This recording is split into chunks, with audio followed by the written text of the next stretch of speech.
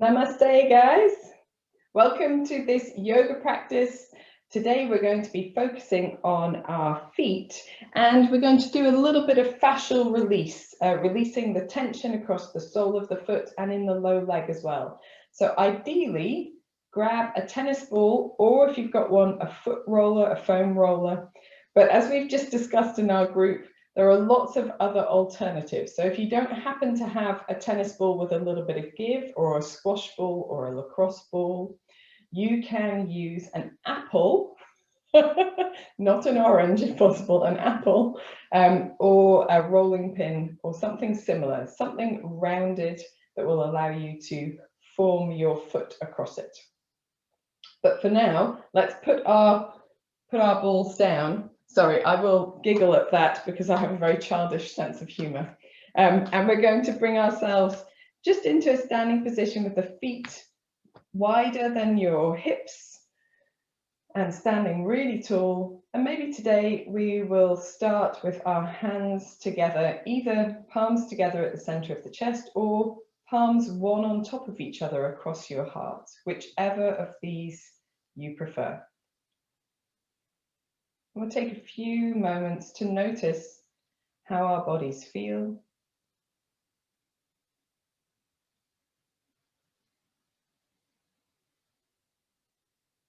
A few moments to leave behind the other things in our day, our week, our lives.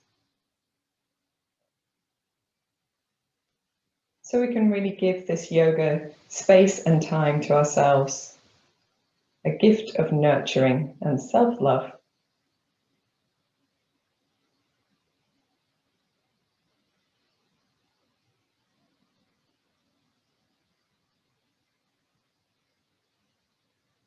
And then just gently deepening your breath, finding that breath that sometimes comes naturally to you after a few years or a few months on your yoga journey, where you just breathe a little deeper in your yoga space.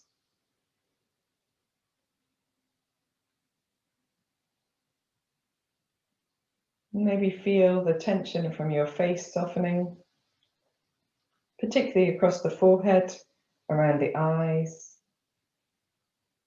around your tongue and your jaw.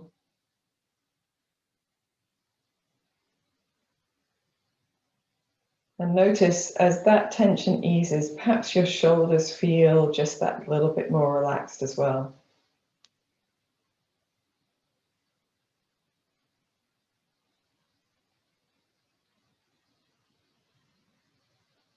If you have your hands across your heart, just bringing them palms together. And we'll all take our chins towards our chests, feeling that gentle stretching down the back of the neck. And maybe just doing a few little neck rolls here. So ear to shoulder on one side, chin back towards the chest, ear to shoulder on the opposite side, and chin to chest. Going from side to side, just exploring how that feels. Beginning to become aware of the connections between the head, the neck, the throat, the chest, the upper back, the shoulders. Maybe you can even feel this down into your elbows, your arms, down into your waist, your abdomen. A little bit from side to side. Not pushing, forcing, we're just doing our first opening movements of the day. And when you're ready, you can finish back at the center of the chest, chin towards the chest, give yourself a gentle smile. It's already a better day than it was going to be because you're here doing yoga. And then raising your head, opening your eyes, and releasing your hands. Awesome sauce, guys. So today, as I said, we're focusing on our feet. We've been up on our feet to start with, so perhaps they feel like they have a little bit of a stronger connection down into your mat or your yoga space. So we're going to free them now, and we're going to free them by walking around on our tiptoes. So as high up on your tiptoes as you can manage, and it doesn't matter, just awakening the feet, and walk around your yoga space. So you can go around your mat, or if you've got a larger space, you can walk through that space as well. And as you walk, we tend to look at our feet as soon as we're doing something with them. It's the first time we've noticed them in our lives. No. So we don't need to look at our feet. As long as you're not going to trip over anything, keep your head and chest awake and alive and up, and try to walk as naturally as you can around your space. So let your arms do a little bit of swinging, keeping up on your tiptoes. Notice, particularly if you've got a hard floor like me, notice perhaps what that creates as a sensation across the ball of the foot and the back of the toes, the pads of the toes. And then when you're ready, you can stop, float your feet down, and notice what that feels like to come off just that one part of the foot. And then we're going to come up onto our heels. And if you've been walking in one direction, walk in the other direction. So walking on your heels. Again, here we have a tendency to begin looking down at the feet. So lift the chest, allow your shoulders to relax, and bend your knees a little bit so that you can take nice natural steps. It's very easy to get very stuck in the hips to do this sort of wobbling thing, but we're going to walk. We're walking on our heels. You can even wiggle your bottom a little bit, get into your hips if you'd like to. And then just coming to a standstill, floating your feet down to the floor, and notice now that stimulation has really awoken the heels of the feet as well. So now we're going to roll onto the outside edges of the feet. Don't worry if this is challenging, just do your best. And we'll walk in our first direction. I can't remember which way I was going, so I'm just going to go this way. So here we sense a real connection between the feet and the hands, because so often when this happens, we've turned our feet in and we turn our hands in as well. So we turn our thumbs upwards and the palms of the hands upwards, and often make our shoulders very stiff and our arms very stiff as well. So if you can, just give them a shake out. Shake out your hands, keep your arms nice and relaxed, walking on the outside edges of your feet. And when you are ready, you can come to a standstill and float the feet down to the floor. Notice now perhaps a little bit more into the lower leg as well. Your shin, your calf, what other stimulations do you have there? And our final side, walking on the inside edges of the feet. So here, try not to let the knees come together. Coming onto the inside edge of the feet as much as you feel able to. And again, noticing, do you here just stick your bottom out and your chest out and your arms out and penguin? I have exaggerated for effect. Or are you able to keep the body in its more natural alignment and a little softness through the shoulders? Shake out the hands if you need to. And this can be quite uncomfortable for people who aren't used to coming to this class. So when you are ready, just coming to a standstill and floating your feet down to the floor again. And here we're going to close our eyes or gaze gently downward, lifting the whole of the body tall, letting the arms relax, the shoulders find softness. You can give them a little wriggle or a little roll. Lengthening through the back of the neck into the crown of the head. And notice how your feet feel. Parts of the foot perhaps you have not been aware of until this moment.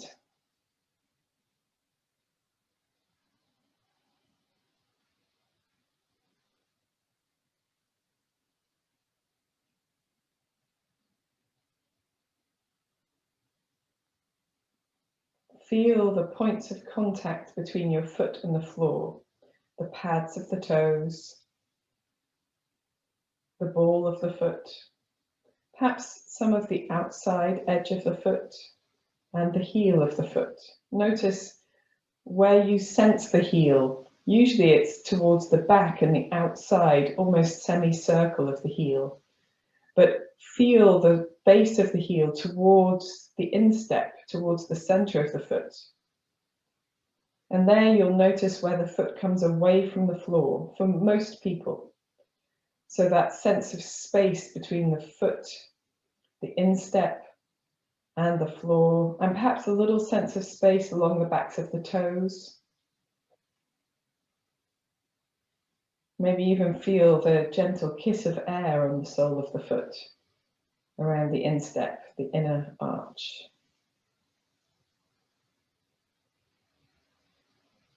And then when you're ready, just blinking your eyes open or raising your eyes, and we'll give our feet a little shake out to the side. Aces. So in yoga, we use our feet a lot. We use them in a way that we don't, usually when you come to yoga, it's not a way that you've been used to using your feet before.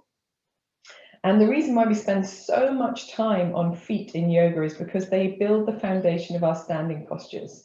And in our lives as well, our feet are our first response to the ground that we're walking on. So they help us to form better relationships between our proprioception and our ambulation. Mobile, it doesn't matter. The walkingness. I should really look up these words. So when we're walking, our feet adapt to the surface they're on, and in yoga we use that connection and we put our body into challenging positions. So our feet are really, really important. So we're going to come down now onto the mat to do a little bit of stimulation before we stand up again. So if you need something to sit on, grab a cushion or a block or something similar and just bring yourself into any comfortable seated position. I'm just going to take one block today. And we're going to start with our left foot, although it doesn't really matter. It's up to you, okay? So the first thing that we're going to do is finding any comfortable position. It could be with your right leg extended and your left foot resting on top, or you could bend up your left foot and simply use your right leg in front of you, whatever is good. So we need to get our hands on our feet, and we're going to hold the right ankle with our right hand and move our foot with our left hand. So hold the toes of your right foot and draw big circles. The foot nice and relaxed. And you can do this sitting in a chair, it doesn't matter. I'm going to do it sitting in a chair with my chair ladies after this. So. And go in both directions. Very good. And then taking both hands and just twisting your foot a little bit backwards and forwards. So using your hands on the sides of the foot. And it doesn't matter if your foot is a little bit stiff, we're stimulating those spaces and those connections.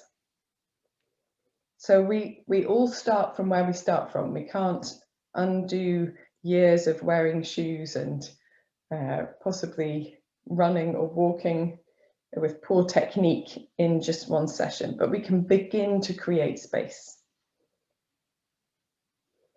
And then we're going to take our big toe and make circles with the big toe. And don't be worried if you get pops and clicks, but always work at a point where you don't create pain. Okay, so not pushing, not pulling too far. And we're going to use first a little bit of manipulation on that big toe, and then try to pull the big toe apart from the other toes. So create space between the big toe and the second toe and move them backwards and forwards past each other. So a little sort of twisting, turning. Perhaps I get almost like a Chinese burn sensation, just the beginnings of it. So a little stimulation of the space between. And then we'll do the same thing with the second toe and the third toe. So moving them backwards and forwards past each other or around each other. Maybe a little bit of twisting here as well if you want, but making sure that it feels okay, it's not painful. Do the same thing with toes 3 and 4, backwards and forwards. Very good. And with toes 4 and 5. Just creating space between them. And lots of people have toes that are very close together.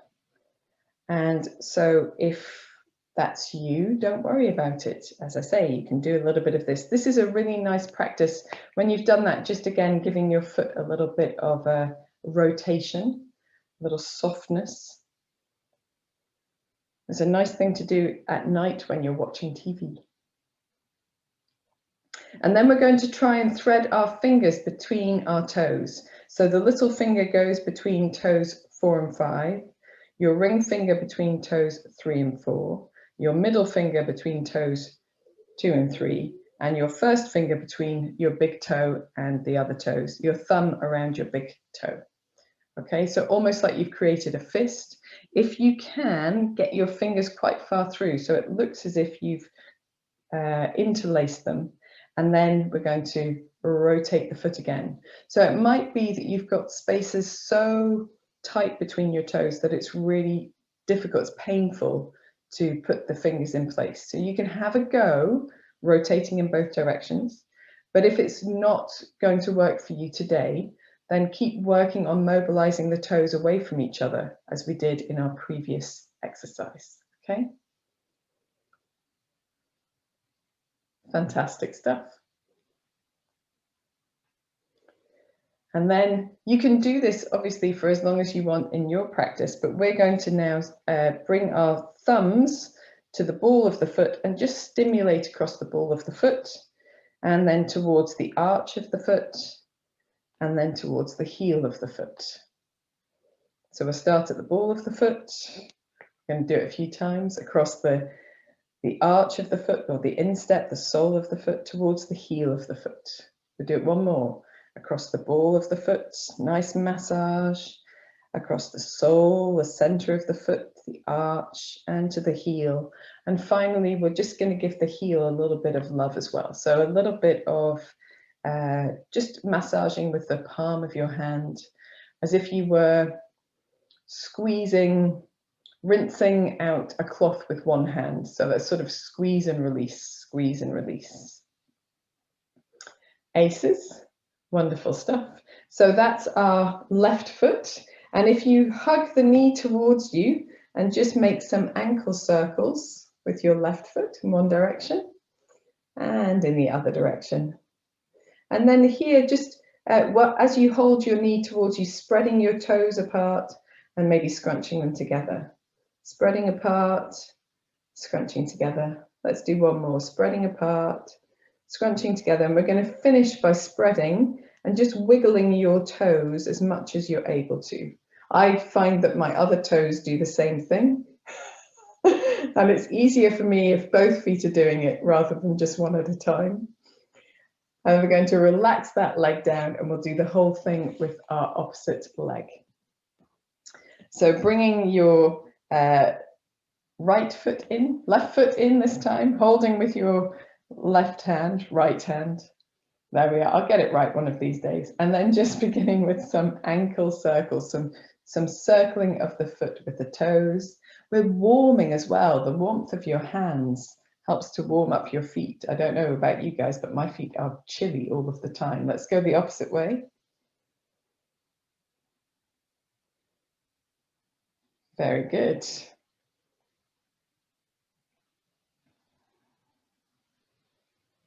And then we're going to take our hands and sort of, with the sides of the foot, twist them past each other. Twist one way and then the other. We're creating some torsion, some torque across the foot. And that's because we have huge amounts of muscles and joints in the foot. Something like, I get these numbers muddled. It's something like 33 joints and 26 muscles, or it's 26 joints and 33 muscles. I can't remember, but that make our feet work. And over time, particularly with wearing shoes, they begin to seize and stiffen up. So now we're going to come to the big toe. We're going to stimulate the big toe in whatever way feels good, a nice massaging. You can roll the big toe around in circles and in both directions.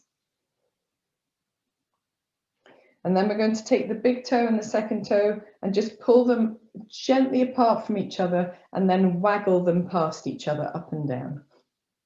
Waggle is a very technical term. Very good. And then we can do it with toes 2 and 3. Pull them gently apart from each other and waggle them past each other. Waggle, wiggle, woggle, I don't know. It's all good. Oh, I'm sure that's a Harry Potter thing. Okay, toes 3 and 4, pulling them gently apart from each other, remembering not to work in pain, but into that sort of stimulated, maybe just slightly outside your comfort zone. Wiggle, waggle, backwards and forwards.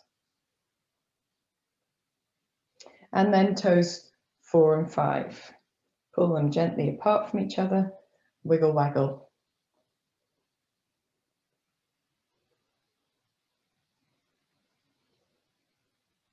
Fantastic stuff. Okay. And so when we work like this, we're also stimulating all of the endings of our energetic system. So our energetic channels, they're called nadis in yoga, like meridians in Chinese traditional medicine, finish in the feet. Lots of them finish in the feet. So we're stimulating all of those. So we create this movement in our energy, even without appearing to do very much. Let us interlace our fingers between our toes. So if you can remember, it's the little finger between toes 4 and 5, and then working towards the big toe.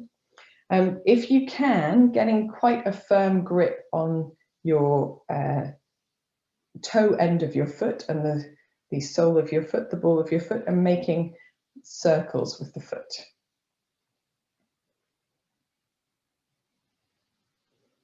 And if you can't do this on this side, reversing the motion, then remember you can just keep working the toes apart and wiggle waggling them. Very good.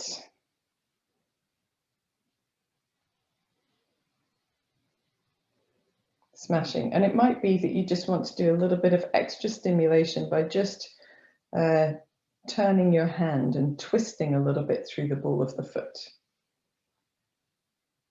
When you're ready, gently release. Oh, it feels so good. And we're going to stimulate with the 2 thumbs across the balls of the feet. So a little massage across the balls of the feet, then across the center of the sole of the foot, the instep, and towards the front part of the heel. Let's do it 3 times. So stimulating with the thumbs across the ball of the foot, the center of the foot, the instep, and the front of the heel. Last time. Stimulating here. Lovely job. The length of the foot to the heel, and then taking your right hand and just giving your heel a little gentle stimulation as well.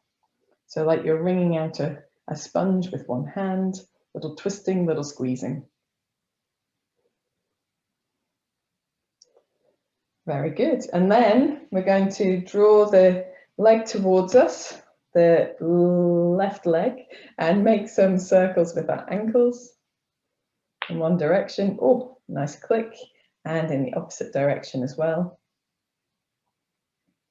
And then holding the foot towards us, just spreading the toes out and then scrunching them up. Spreading them out, scrunching them up. Spreading out, scrunching up. And we're going to finish by spreading them out and wiggling them around, wiggle waggle, as much as we can before releasing our foot down. Aces. So now it is time for us to do some of that standing up stuff to make use of these feet. So we're going to come up into standing again. And with our feet, it doesn't really matter where. If you want them slightly further apart than hip width, then that's fine. We're going to look down at our feet just to see how they fall on the floor. So I am conditioned with years of yoga to have my feet straight in front of my knees or in front of my hips. And I find it now quite difficult to actually step the feet a little bit out of that alignment. But if you naturally have slightly turned out feet, slightly is okay. Slightly turned in, we're going to avoid. Okay, we're going to bring that to straight. Slightly turned out is okay. Too turned out, not okay. Okay, if that makes any sense. So just notice where your feet fall so you know for another time for as you practice. And we're going to try to spread out the toes as much as we feel that we're able to and bring our hands onto our hips. And as we do that, we want to lengthen up nice and tall. A little softness in the knees, so don't lock your knees all the way straight. We're going to rock our weight from our heels towards our toes and then back into our heels again. Okay? The idea is to keep your feet in contact with the floor and just feel the weight distribute from the front to the back of the foot. Aces. I can see everyone swaying around drunkenly on the video feeds. So if you can, you'll begin to feel what else happens in the body. So if you hold your body too far forward, the tension in the back of your body and in your shins is quite pronounced. If you hold your body too far back, you get the same thing. Maybe even feel a little compression in your low back to be able to do that. And it changes where your torso is. So that's why we want to focus on finding the center, because it's where the body is strongest and most stable and also most rested. So find the center between the front and the back where you feel that you have your weight evenly distributed between the toes and the heels, and you have that sense of space under the center of the foot. Your body feels lighter there because that's where it's supposed to be. We're going to do the same thing left to right. So a little push to the left, push to the right. Feeling the difference because we mostly stand with one hip dominant. Awesome. Now we look even more like we've been on the gym. You don't need to do the swaying arms as well. Sorry, it is hands on hips, hands on hips. And again, feeling what happens as you go from one side to the other. The effort in the hips, the distribution of load from the pelvis into the low back. Perhaps the compensation that happens with the upper body. And then bringing yourself, maybe making your movements just a little smaller so it's much more subtle, the difference between the two sides. And then finding your center where you're balanced front to back and side to side. Brilliant stuff. Okay, so here we feel that center balance. There isn't an unbalanced distribution of tension or effort in the body for us to stand tall. But if we're undoing some years of poor posture, sometimes you can feel a holding pattern there. That's okay. It's just like setting your shoulders. Initially, it feels like it might be quite a big effort to hold them there, but over time it becomes more of an effort to hold them out of alignment. Okie dokie. So still with our hands on our hips, looking down and seeing if you can lift just your big toes off the floor. So now we're doing a little fine motor control or finer motor control, and then taking the big toes down, lifting all of the other toes off the floor. Other toes down. Let's see if we can do it just with the left side. So left toe up, big toe, sorry, left toe, big toe up and down, left other toes up and down. Don't be worried if it doesn't happen automatically. A little bit of effort, a little bit of practice, and it will come.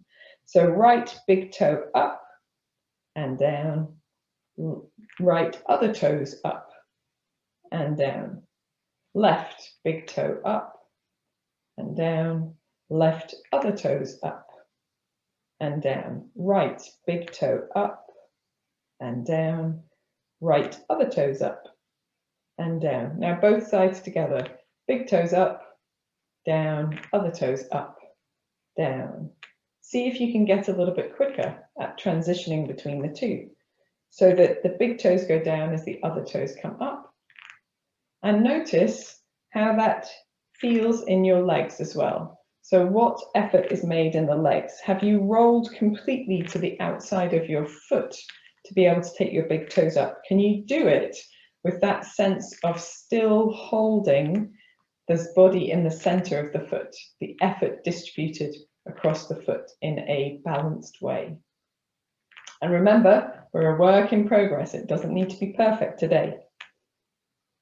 Aces. Well done, guys. Okay, let's rest our feet for a moment, because I can really begin to feel that in my legs. I hope you do too, and give them a little bit of a shake out. Let's shake out our legs. Woohoo! Okay. So we're just going to release our hips a little bit as well. So with the feet nice and wide apart, giving your hips a little swing from side to side. Not worried about the feet now, talking about the hips. And the feet are the foundation of any standing posture. We're going to circle the hips, nice big circles, soft knees, and keeping a touch of effort in the abdominal area. And maybe putting your whole body into it, getting a little bit of rolling through the torso as well. Let's go in the opposite direction too. Very good.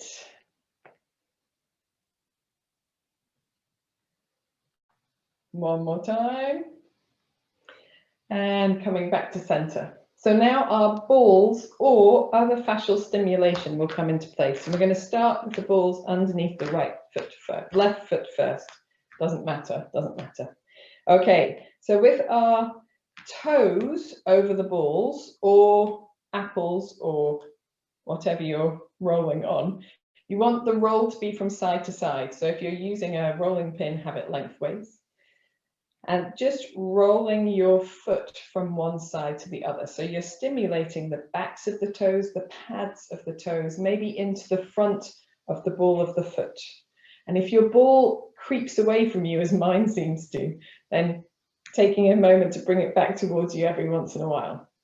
Now, don't forget about your other leg. So you want your standing leg, which is your right leg this time, to be a little soft in the knee, and just to have as much of that sense of central distribution of weight as possible.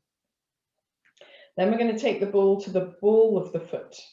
So whatever we're stimulating on, and if you're doing something on, if what you're using doesn't roll in a circular plane, then doing a little bit side to side. Okay, but if you can, doing circles on your ball with the sole of your foot. Lovely job. Once you've done a few of these, you can roll backwards and forwards through the length of your foot. And my foot's away to Guruk, so I've got to come this way. Apparently that's a West Coast saying, my husband tells me, away to Guruk. Super. You don't need to get into the heel, just to the front of the heel. A little bit backwards and forwards, and maybe a little bit towards the outside edge of the foot, and a little bit towards the instep of the foot. So turning your foot slightly as you roll backwards and forwards. Aces. And then if you want to, although it's not strictly necessary, you could go around your heel as well. So my ball really is away to Guruk. So around the heel, it's not strictly necessary because it has much less effect stimulating here than it does on the rest of the foot. When you've done all of that, just resting your foot as firmly over your support. So if you are using an orange morag, then not doing this with your orange, please, because I think it will squash it flat. But if you can rest your foot over your ball, it doesn't really matter where, somewhere on the center of the foot, and put a little bit of weight into it. And you don't need to keep the weight into it. You can sort of move your weight into it and then move away, move into it and then move away. We're just trying to create that fascial release, that holding of the stimulation into the fascia and then allowing it to soften. So If you can hold here, soften the shoulders, soften the effort in your hips, your face. And particularly, if you hold tension in the back of your head and the back of your neck, try to soften that, because that's connected to this space at the sole of the foot. And then gently releasing that side, stepping onto both feet, noticing the difference between the 2 feet. And if you've used a spiky ball, your foot will be warm, perhaps a little bit warmer than with a non-spiky ball. And we'll move to the opposite side. So set your left leg up, a little softness in the knee, but firm, nicely held, balanced weight distributed across the foot. And then the ball underneath the toes, the pads of the toes, and maybe that front part of the ball of the foot. And we're just rocking a little bit side to side. I like to do this with my heel on the floor. I find it easier. Side to side, just trying to get into that space behind the toes. They don't get a lot of love, those toes. They get mostly squashed. So the best thing you can do for your feet is be barefoot. If you want to really undo your years of walking on them and walking particularly in shoes, particularly rigid shoes that prevent the feet from moving. Let's move to the ball of the foot, side to side or round and round. Then go barefoot as much as you can. Let your toes spread out. Let them find their natural movement again. Very good. And then rocking backwards and forwards through the length of the underneath of the foot. So from the ball of the foot or the back of the toes to the front of the heel. And if you want to, you can do a little bit into the instep as well. It's quite useful. And into the, she says, outside edge of the foot. My ball is escaping me again. So this is where a tennis ball is less useful than perhaps one of the rubbery balls. The rubbery balls tend to stay in place. I've just ordered a load actually. And then when you're ready, stimulating the heel if you want to. So I find the heel is maybe quite nice to stimulate for me, but if it doesn't work for you, or if you can't get the ball to stay where it is, don't worry too much about the heel of the foot. And then in your own time, finding that place on the foot that you can rest your weight into. You don't have to rest it all into there at once. You can rest as much weight in as feels good. So you don't want to overstimulate. You don't want it to be too intense. But at the same time, you want it to have an effect. When you're there, see if you can feel a sense of that release of the tension in the back fascial train of the body, which is connected from the underneath of the toes all the way over the head. So up through the back of the body, all the way over the head to the top of the eyebrows. And that's why we relax our forehead so much. The front fascial train comes up the top of the toes, up the front of the body, and connects into the base of the tongue, which is why we relax our jaw and tongue so much. Okay, and gently releasing your ball, just standing onto your 2 feet, feeling the sensations, and noticing if you can easily bring yourself into that middle space between the front and the back of the foot and between the 2 sides of the body.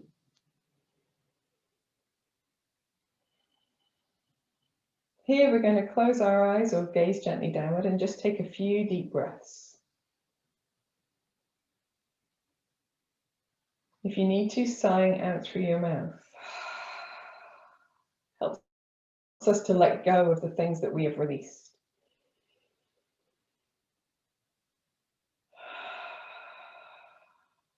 We'll do just one more.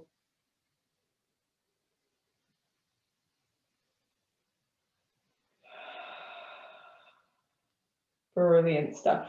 Okay. So now we're going to try and find a place to stand where our foot feels really strong. So looking at your feet if you need to, taking your toes off the floor, spreading them out and placing them down as spread out as they can be. noticing how much wider apart or how much wider the front of your foot is. That's the space you really want your foot to have in everyday life. And then here, we're going to gently engage the muscles of the feet. So almost like we're drawing the ball of the foot back towards the heel, but without gripping with the toes. So we still want the toes to be long. It's almost like a cupping. If you imagine the center of your hand cupping, that's what we want the foot to do, center of the foot cupping. We can soften the knees and just gently tuck the tailbone under, and that will engage the arches as well. And now our feet are really strong. So they're in their active, I can hold you in any position place. So we're just going to play with this, and we're gently going to release. Give yourself a little bit of a wiggle.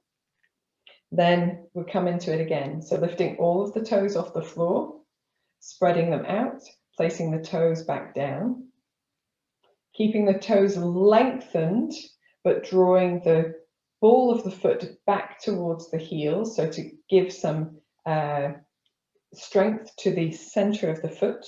Look down to make sure you're not gripping with your toes. Little softness in the knees, tucking under a little bit with the tailbone if that helps you to feel centered.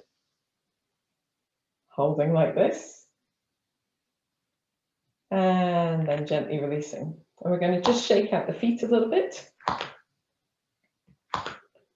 And then we're going to do this, but with balance. So we're going to do the right foot first. You can do both feet. It's quite nice to do both. Yeah, let's do it. Let's do both feet at the same time. So feet underneath the hips, toes up, spread them out, toes down, keep them spread. Draw the balls of the feet back towards the heels. Feel the arches engage, maybe just tucking the tailbone under ever so slightly. And then we're going to take our weight onto our right foot really slowly. So try not to let your right hip fall out, keep it over your foot, just peeling your left foot away from the floor until you can hover that foot off the floor, and notice if that maybe feels a little bit better balanced than normal, as your right foot is so active, toes spreading, center of the foot working. And then floating the left foot down to the floor, relaxing both feet, just giving your hips a little sway from side to side. Same thing again, so both sets of toes up, spreading the toes out, toes down, drawing the ball of the foot back towards the heel, feeling that little engagement in the buttocks, and then very slowly beginning to peel the right foot off the floor until you feel you can release it away, using your point of focus if it helps. Just holding in your balanced position. All those micro movements happening in your ankle, your foot, your leg are what we want to stimulate that sense of balance, that proprioception, that will give us the opportunity to maintain our balance for much longer if we practice it. And then floating your right foot down. And then hopefully you feel that in your legs as well, in your pelvis. So we're going to shake out the legs a little bit.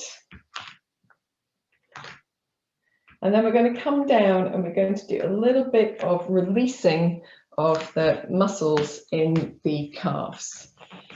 So taking your ball, your rolling pin or similar, what we're going to do is we're going to put it underneath. So we want to work with this fleshy part on the outside of the shin. So as you look at your low leg, the shin comes down, basically down the center, and then there's this fleshy bit of muscle. It happens about about a third of the way up. So it's the upper 2/3 of the outside of the shin. And we want to get the ball underneath there, and you can use your hands and feet here to just gently roll the ball up and down this space. And it's a tight muscle, so it might feel quite intense. So just doing as much as feels comfortable. So you can release your weight a little bit away from it. You can hold less weight onto it if you want to. And the other thing that you can do, if you don't like to roll backwards and forwards, is you can simply rest your leg onto it, but take your foot off the floor and gently move your foot up and down. So pointing and flexing through the foot. And that will offer you the same sort of thing as rolling backwards and forwards. Okay, the only difference is you're going to have to move the ball around. So you're going to have to take it to another place, stop, and then point and flex, or point and release your foot. So doing whichever of these feels good. I like to do a little bit of both, really. A little bit of backwards and forwards and then point and release.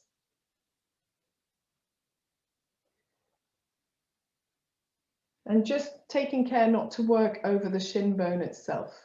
Okay, we avoid those bony places because we're trying to release the muscles and the fascia rather than the bones. Okay, so now the same thing on the other side. Just notice how differently that feels. Whew, feels great, doesn't it? And then we'll do the same thing on the other side. A little bit of hands and knees action here. You can start with a little gentle stimulation, rolling up and down. And then when you're ready, just relaxing your knee to the floor, finding a space for the ball to be, and pointing and flexing, or pointing and releasing the foot. Rolling some more, finding a new space for the ball, resting over, pointing and releasing. Awesome sauce. Maybe doing one more on this side. Woo. I find it's even more intense the lower down my shin I go, the lower down my leg. And if you run, or if you do skiing, cycling even, then this can be really useful as well. And then when you're finished, what we're going to try to do is then kneel back onto our heels. Okay, so what we've done is we've released a little bit of the tension here that prevents us from feeling comfortable in this kneeling position. And the idea is that we eventually feel comfortable in this position. It takes some practice, takes some time.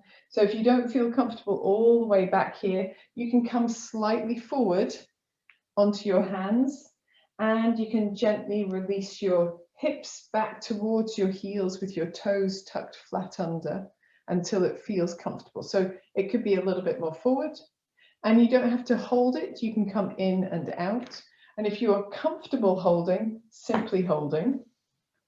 And if you're super comfortable here, you can lean back on your hands, which opens up, which lengthens that space still further. And if that is super comfortable, you can take your knees off the floor, because what you're then doing is lengthening that space at the front of the ankle.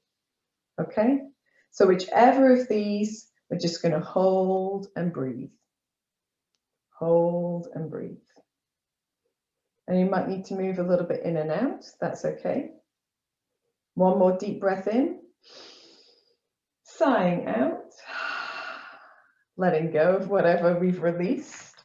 Coming back onto your hands and knees. You're going to tuck the toes under and do the same thing. So coming maybe up onto your, bringing your hips away from your heels. So you're kneeling, but with your toes tucked under, your feet really flexed, that space open at the sole of the foot. And you can ease your hips back to your heels to the point that feels comfortable. Maybe it's all of the way, maybe it's just part of the way. And if it's just part of the way, coming in and then releasing back to a more upright position.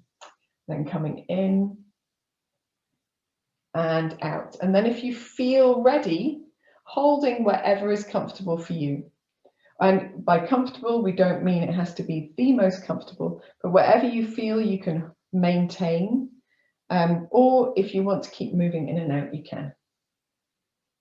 No problem at all. We'll take a deep breath in and a deep breath out. This one is quite intense, but it's really worth doing. Another deep breath in, sighing out. Lovely job. Coming up. And we're just going to come onto our hands and knees. Keep the knees on the floor, but release your feet away and make ankle circles or whatever makes you feel good. Very good. And then we're just going to relax our feet down to the floor and do some cat posture. So here, you can take your knees underneath the hips, hands in front or underneath the shoulders, firm in your belly, so drawing the navel inwards and upwards, just a touch. Inhale as you look forward, opening your chest, press into your hands. Exhale, round through your spine, draw your chin towards your chest, lengthen the back of the body, tuck the tailbone under. Inhaling forward, lengthen your tail out behind you just a touch, lifting in the belly muscles, looking forward. Don't collapse in the shoulders or the elbows. Exhale, rounding under, chin to chest. Elbows can be soft, just not collapsed. Inhaling forward. And exhaling, rounding under. One more time, inhaling. And exhaling, rounding under. And then from here, just making any movements that feel good. So we give ourselves a little shimmer from side to side, a wiggle through the sides of the body. And if you want to, you can do circling with the hips and the chest if you like as well. And you can do the barrel circles that we did last week, where you go through cat and cow, but you do side cats as well, if you prefer. Just finding a way to move that awakens the spine. Don't forget your head.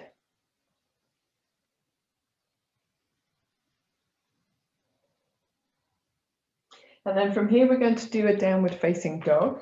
So we're going to tuck the toes under. So we've practiced with that, tucking the toes under. See how it feels to tuck the toes under. We're just gently going to bounce our hips down towards our heels and away. And next time your hips are at your heels, then lifting your knees off the mat. So you're pressing your chest and abdomen towards your legs, knees off the mat, and then uncurling as slowly as you can so that you lengthen the hips up and the heels towards the floor. Now, we've stimulated the front of the calf, the shin rather, but not the back. So let's paddle our heels towards the floor, up and down with the heels, pressing into the fingertips, the base of the fingers, the heels of the hands, allowing your head to fall towards between the upper arms, but also looking from side to side. So if you're above the upper arms, that's okay, looking side to side, but try not to let your head hang behind towards the armpits, okay? So lengthening one heel and then the other, maybe looking in that direction, turning the head, lifting in the belly muscles, taking a deep breath in, maybe coming up onto both heels, press your chest towards your thighs and then lengthen your heels towards the floor. It doesn't matter if they go, but we have stimulated the ankles so much, maybe today you've got that little bit more space. We're going to soften both knees and then wiggle the hips from side to side. Lovely job. And then from here, we're going to walk our feet towards our hands. You can come up onto your tip fingers if you need to, bending your knees as much as you need to, and stand in a gentle forward bend. Knees really soft here, turning the backs of the hands towards the floor or holding elbow to elbow if your arms don't reach to the floor. Taking a couple of deep breaths, sighing out through the mouth if you want to. Now look at your feet. Spread your toes out.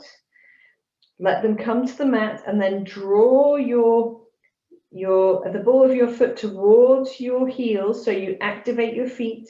Bend your knees quite deeply. Take your hands onto your hips and you're going to lengthen your torso. So your torso is long, the crown of the head is long, the shoulder blades are working together, torso now parallel to the floor and the back straight. And all we're going to do is drop our hips behind our heels a little bit, press up into the legs and stand tall. When you get up, you can relax your arms down. Take a moment here, particularly if you feel a touch dizzy from being in our inversion and our forward bend. Just take a moment. Our feet still working, so the toes still spreading, the balls of the feet still moving towards the heels. Active feet. See if you can just gently tuck your tailbone, just a touch, softish in the knees, so not locked in the knees. Turn the palms of the hands forward, lengthen through the crown of the head, and feel the whole of the back of the body engaged, and the front too. We're going to go into chair posture. So bending the knees directly over the feet, check if you need to, and then bring the palms of the hands forward and up to wherever feels good. So it might be with the palms of the hands turned forwards, they then turn back behind you. That might close your shoulders down. So you might have your hands in front of where you normally do, but we're trying to keep the shoulder blades working down the back as well. Here, you can play with the tuck of your tailbone. So you can wriggle your tailbone backwards and forwards until you find that neutral position between the two, where you also feel centered on your very active feet. Deep breath in. And as you breathe out, we're going to lift the belly and fold all the way back down into our forward bend. Now we're going to bring our feet together or towards each other. They don't need to touch, but the knees perhaps touching. And again, lifting the toes, spreading the toes out, firming the feet. And we're going to lift the right foot off the floor, but keep the knees together. We call this flamingo pose. So here in flamingo pose, we're just going to go from here to lengthening the right leg out behind us. So left knee can be bent, hands touching the floor. And then we're going to bring the right knee back to the left knee, flamingo pose. Bring your right heel right up towards your buttocks. Then lengthen the leg behind you. Doesn't need to be up. This is not the standing split. We're just activating the back of the body. And then right knee to flamingo pose. Right heel to the buttocks. One more time. Lengthening the right leg. Bringing the right knee towards the left knee. And then we're going to bend the left knee and try to lengthen the torso just as we did before. Firm in the belly. Reach the arms out to the side as you come up to standing. And then we'll reach the arms over the head. And then we're going to take the arms out to the side and extend the right leg forward. It doesn't need to be out at your hip height. I haven't left myself quite enough room. Then from here, we're going to reach the left hand forward and the right leg backwards and the right hand backwards. And then from here, we're going to step the right foot down behind us. Turn the hips to the long side of the mat and you're in Virabhadrasana 2, Warrior 2. Okay? Whew. Fantastic stuff, guys. So here you might need to lengthen your stance ever so slightly, but try to find that activation. So your front foot, hopefully, was really strong throughout that practice. The back foot, now we need to find that strength as well. So spreading the toes, drawing the ball of the foot back towards the heel, and playing with the tilt of the pelvis here. Excellent. Just as we did last week, we're going to turn the palms upwards. Inhale, lengthening both legs, reaching the palms together over the head. Exhale, turn to look at the middle finger of the left hand, palms turned down, bend the left knee. Inhaling up and exhaling down. One more. Inhaling up and exhaling down. Here we're going to keep our feet where they are, really active feet. Feel that sensation of action in your pelvis as well. We're going to do reverse warrior by taking the right hand forwards and the left hand backwards. Looking upwards if you can. Lovely. And then extended side angle pose, but we're just going to reach forwards with the left hand and back with the right hand. Look behind you. Reverse warrior, right hand forwards, left hand backwards, opening your chest. And then Almost extended side angle. Left hand forwards, right hand backwards. One more time. Reverse warrior. And extended side angle. And then from here, we're gently going to turn towards the front, pivot on the back toe, and step our feet together. Lovely job. So here, we're going to take our hands onto our thighs, come halfway up, lengthen through the crown of the head. I'm just going to step back on my mat, give myself a bit more space. And then fold all the way down. And we're going to take a chair pose.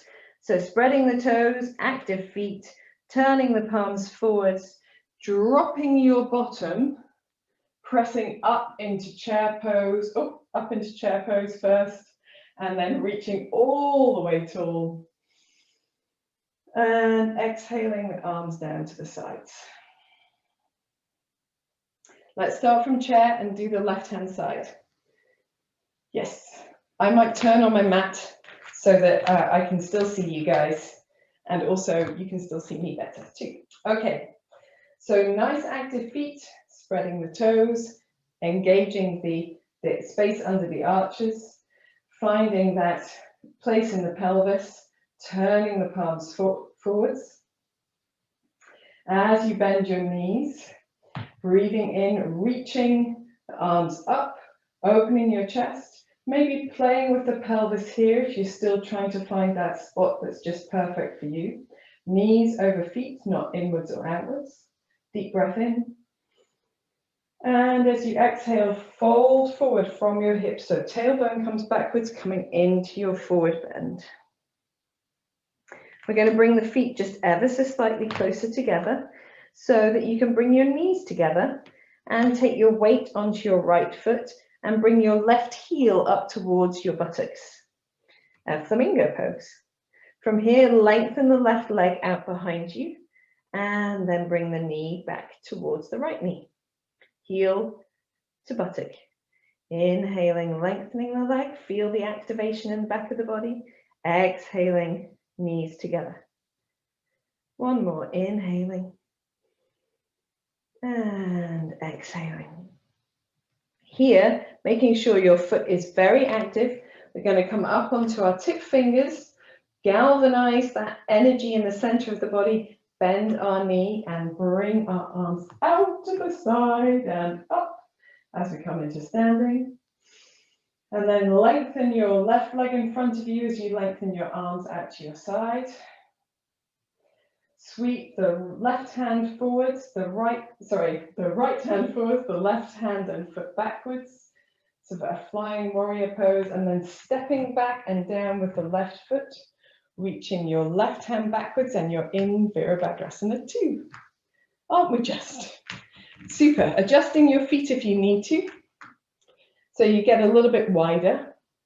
Finding that sense of active foot with the back foot as well. Turning your palms upwards.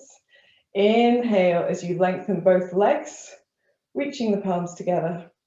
Exhale as you reach the arms out, bend your right knee and look at your right big finger, middle finger rather. Inhaling up and exhaling down. Inhaling up and exhaling down. Now keeping the feet and the legs firm, inhale the left hand forward, the right hand backwards as you come into reverse warrior. Exhaling, reaching forward with the right hand and backwards with the left hand. Inhaling, reverse warrior. Just using that little bit of twist across the body, torso. Exhaling, extended side angle. Inhaling one more time, firm feet, firm buttocks. Exhaling. And then we're just gently going to bring the back hand over, pivot on the front, the back foot. So we come into our lunge and then step the feet together or to the front of the mat. Soften the knees. We'll take our hands onto our thighs. Inhale, press through the legs, press through the arms, lengthen through the back of the neck. Exhaling, folding over your legs. We're going to make our feet really active, knees soft, And then inhale as you sweep the hands forward, drop your bottom. We're coming into chair pose. Exhale as you hold. Inhale, press all the way up. And exhale, let the arms float down to the side. Take a moment here, closing the eyes or gazing gently downward. Feel the effect of your posture, your flow in the sides of the body, the back and the front of the body, and particularly in the pelvis, the legs and the feet.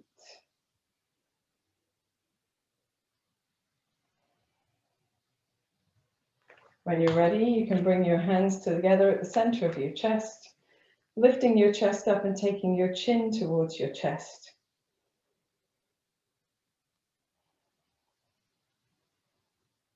Find that connection down the back of the body.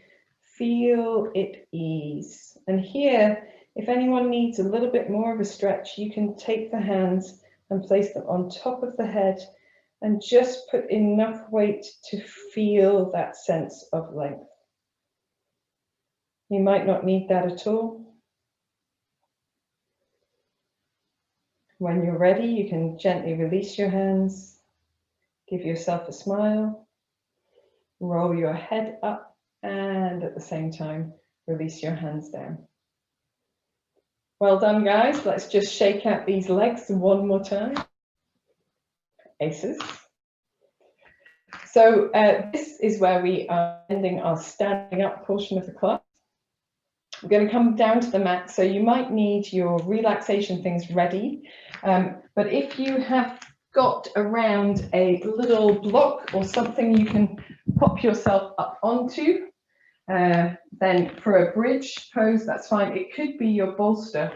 So whatever you've got handy, I'm just grabbing a blanket as well. And so we're going to do a variation of Vipariti Karani, which we need a little bit of lift for. But if you don't have a little bit of lift and you've got a wall close by, you can just do this legs up against the wall with your legs up against the wall if you prefer. Okay, so let's begin by bringing ourselves into a seated posture and then just gently rocking back onto the back. And with the knees held towards the chest, just taking a couple of deep breaths.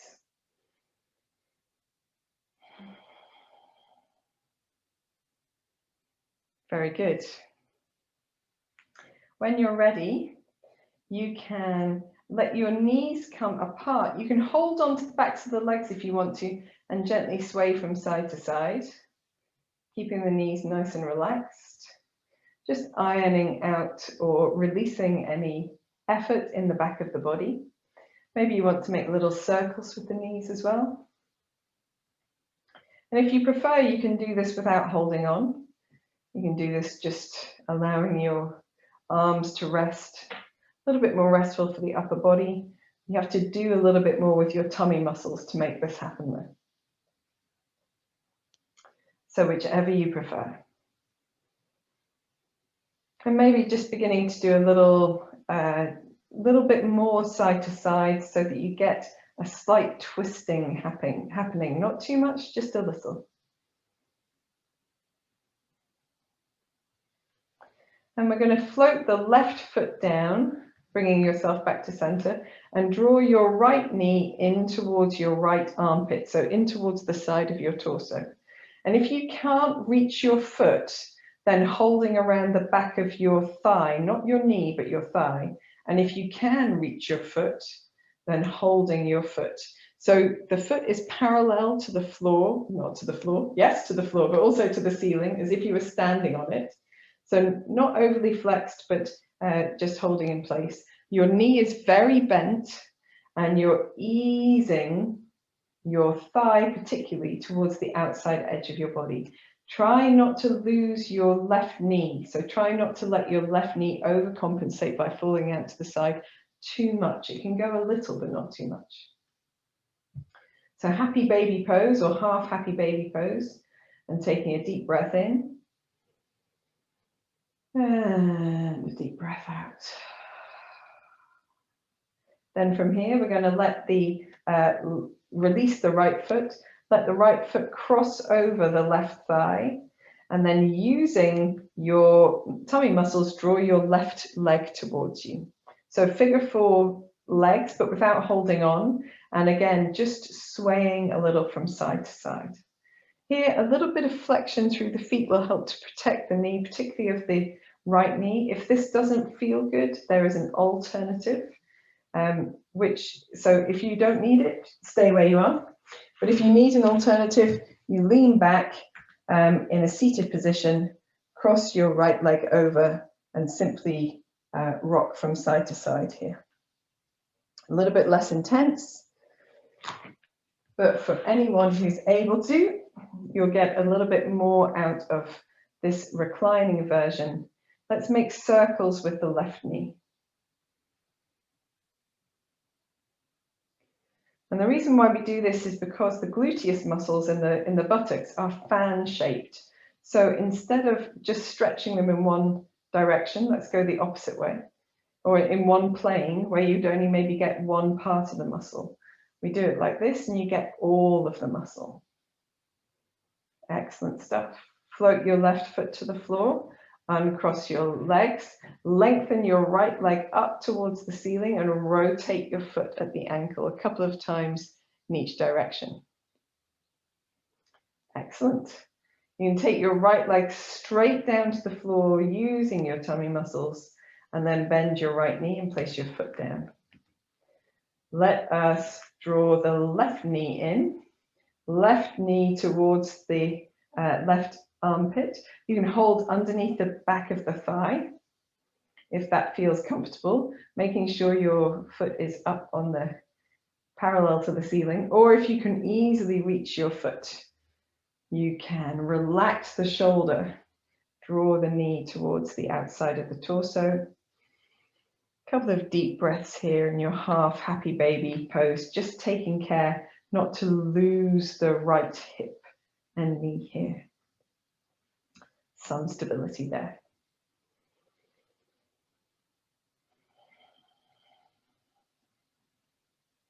When you're ready, you can release that left foot, cross it over the right thigh, and then draw your right knee towards you. So your figure 4 stretch with the right foot off the floor and swaying the knees from side to side, or the right knee, sorry, from side to side.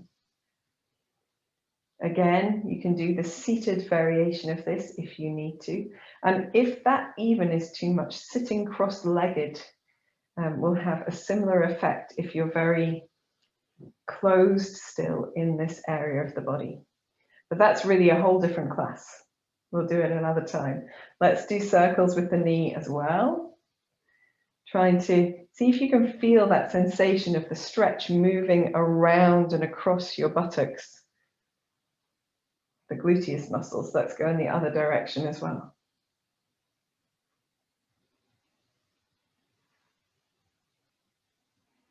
Very good. Floating the right foot to the floor, extending the left leg, doesn't need to be up, just out, and rotating the left ankle a few times in each direction. We're going to take the left foot to the floor now. Feet nice and wide, arms relaxed away from the body, and simply swaying the knees from side to side. Just a little. We're not aiming for a twist yet. We're just easing through and preparing for that movement. When you're ready, you can let your knees come down on your left side. And it doesn't matter how far down they go, but feel like the movement is supported. So if you need something underneath your left thigh particularly, then you can do that. And if you're able to, you can reach your right arm over your head just to feel a sense of expansion through the right side of the body, a little bit more space down the side of the body. It can be just reached out to the side, it doesn't need to be right over the head. Deep breath in. This long, slow, releasing breath out. Press your right inner thigh towards the floor a little bit if you can. Deep breath in. Long, slow, releasing breath out. Relax the right arm down to the side. Little firmness in the belly, bringing the knees back to the center. And again, a gentle sway from side to side, just to ease out any tension. When you're ready, letting the knees come down on the right side, supporting if you need to. Feel what's going on first, and then if you need a little bit more, reaching the left arm over the head or out to the side. Feel how that opens the space. Deep breath in. Long, slow breath out. Press your inner left thigh down. Deep breath in. Long, slow breath out. Very good. A little bit of firmness over the belly. Relax the left arm down to the side and bring the knees back to the center. And here again, just doing a little twist from one side to the other, a little sway. We're going to take our blocks or bricks or books and press into the heels to lift the hips enough to slide that underneath the back of the pelvis. So we want it to be not underneath just the buttocks, but that firm part of the spine that joins the two hips. And we're going to take the feet off the floor one at a time. And it might be enough just to keep your knees bent and your feet together here, knees together. Or you might want to extend your legs. And again, you can keep your knees very bent. And if you want to, you can bring your legs a little bit straighter. And if you do begin to straighten your legs, you don't want to lock them absolutely straight, but just allow them to be as straight as feels comfortable. You can keep a little bit of softness in the feet here.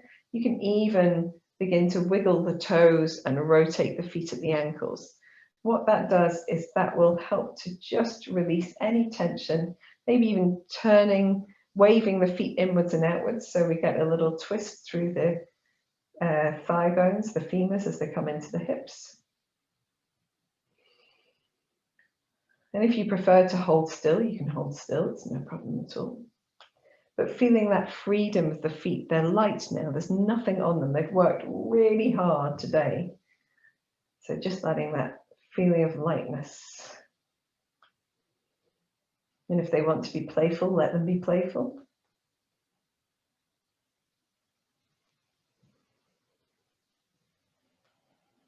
Maybe one more deep breath in. And deep breath out. And bending the knees back in, taking the feet down to the floor one at a time. And here you can either leave your hips where they are on the block with your knees bent and supportive, or if you know that you enjoy this, or if you want to explore a little further, extend your right foot out to the right side of your mat, your left foot out to the left side of your mat, let your toes fall out as much as feels comfortable, and just open that space across the pelvis, letting the arms rest down to the sides, or if you prefer, reaching the arms over the head to further increase this sense of openness down the front of the body. Let's rest here for a few long, deep breaths.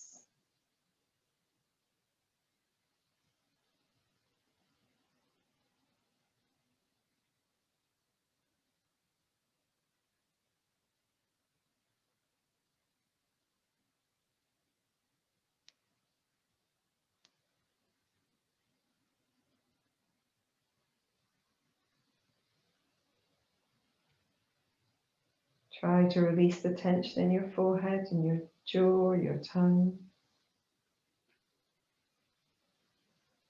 Relax any effort that you can from the rest of the body.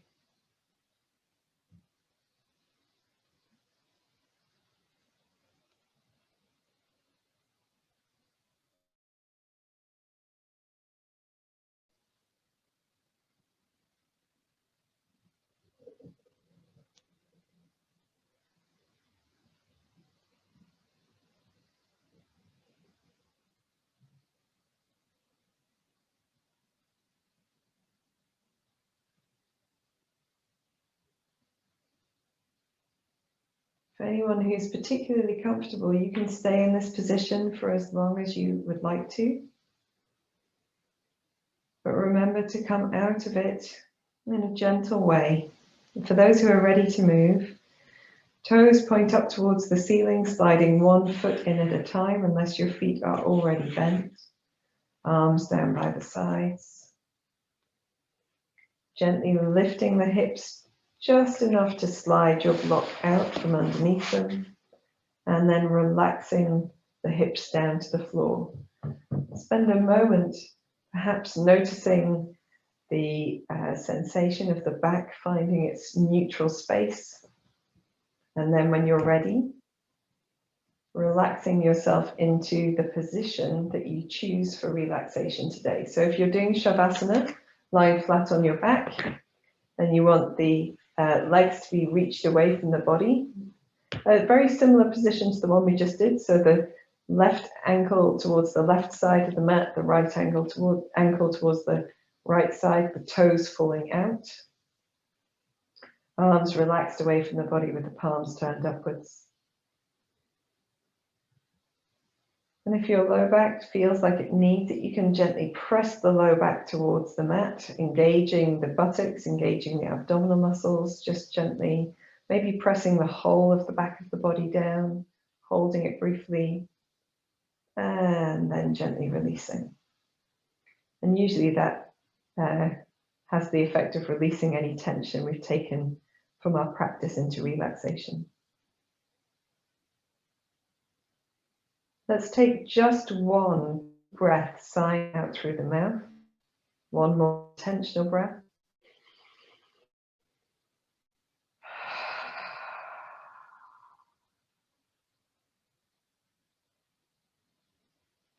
And then softening your breath into quietness. Relaxing the forehead, the eyes, maybe swallowing once, relaxing the jaw, the tongue.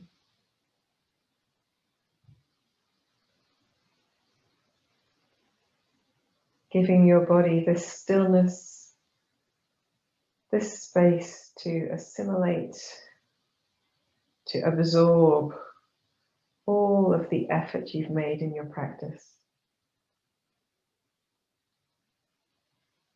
To allow all of your stirred energy to settle into more positive patterns.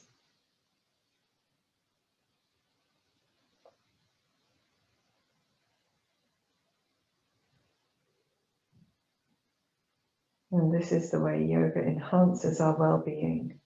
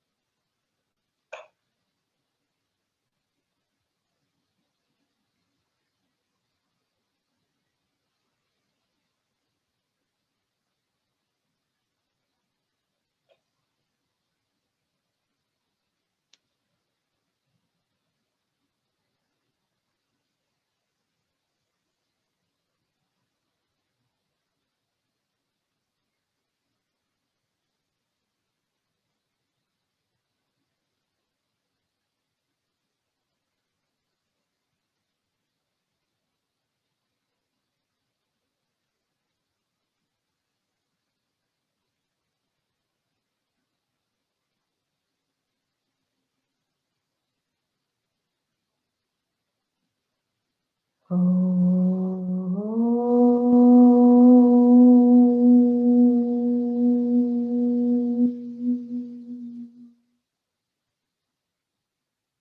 begin to deepen your breath. Bring your awareness back into your hands and your feet by wiggling your fingers and toes, maybe rolling your wrists, rolling your ankles. When you feel ready, take a long deep breath in, stretch through the whole body. Maybe yawn if you need to. And then in your own time, maybe gather your knees in, hug them towards you. Make any movements that feel good with your body, rocking or rolling, or even just holding the knees and turning the head from side to side.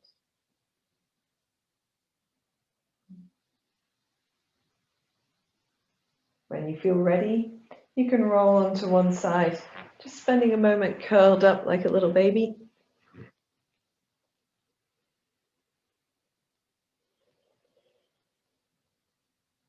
And then again, in your own time, finding your way to any comfortable seated position with your eyes closed if you can. We're going to finish by bringing the hands together and the soles of the feet together, if you can, and rubbing them both at the same time, rubbing the soles of the feet together and the hands together at the same time, stimulating all of those energetic channels. Then just allowing your feet to be still, firmly rubbing the palms, placing the warm palms over your eyes. Don't touch your skin with your hands because you've been touching your feet. Just covering the eyes, blinking into your palms a few times. And when you're ready, releasing your hands down as you open your eyes. Namaste, guys. I hope you enjoyed this practice dedicated to all things feet and found your balance and your stable base, your grounding, your rooting, your strength. See you next time.